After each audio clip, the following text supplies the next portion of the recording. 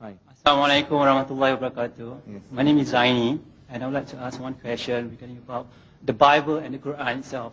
Which is, can you prove in the Bible and the Quran, which is in the Quran it says that you should say that Islam is a religion of peace.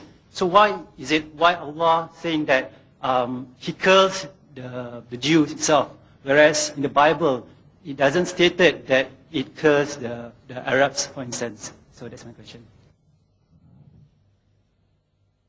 Brother asked a question that as compared to Quran and Bible, in the Quran, he says that Allah subhanahu wa ta'ala curses the Jews. And in the Bible, you don't find that God Almighty is cursing the Arabs.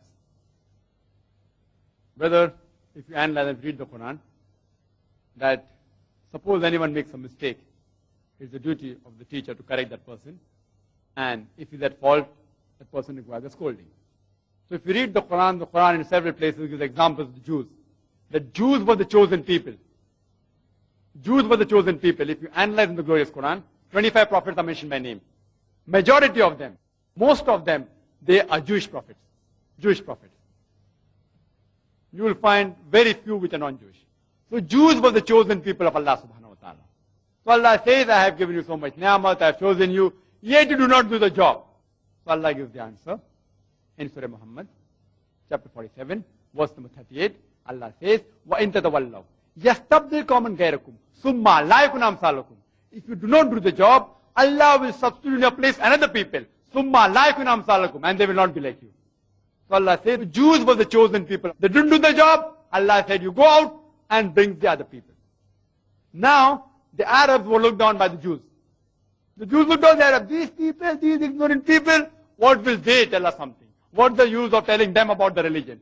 So Allah says, those who you look down upon, Allah makes those people to sit on your head. And the Arabs, which are ignorant people, Allah by the revelation of the Quran made them the torchbearers. So, those who do not follow the instruction, Allah says, don't be like them. Allah says, woe to the scandalmonger. Allah doesn't only curses the Jews, Allah curses all the people who are wrong. Like for example, Surah Humazah, chapter 104, verse number 1. وَيْلُلْ لِكُلِّ هُمَزَةٍ لُمَزَةٍ. Woe to every kind of scandalmonger and backbiter, irrespective of whichever religion he follows.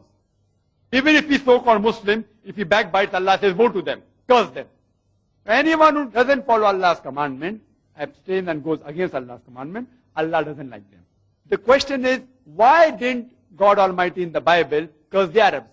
Because when the Injil was being revealed, Injil is the Wahi which was given to Isa alayhi salam, and Torah is the Wahi which we believe, which was given to Musa alayhi salam. The present Bible is not the Torah or the Injil which we believe in. It's not in the original form. But whatever form it's in, yet at that time, the Arabs were not the chosen people. So when Arabs were not the chosen people, how can he curse them? How can God curse them? For example, I'm a teacher, and I've taught 100 people, of people living in Bombay, and suppose, if you don't know subject well, how can I come and curse the Singaporeans? You are not those people who are attending my class. So similarly, Allah chooses the Jews.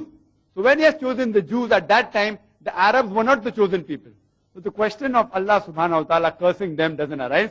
But otherwise in the Bible, Allah curses many other people who have done wrong. Hope that answers the question.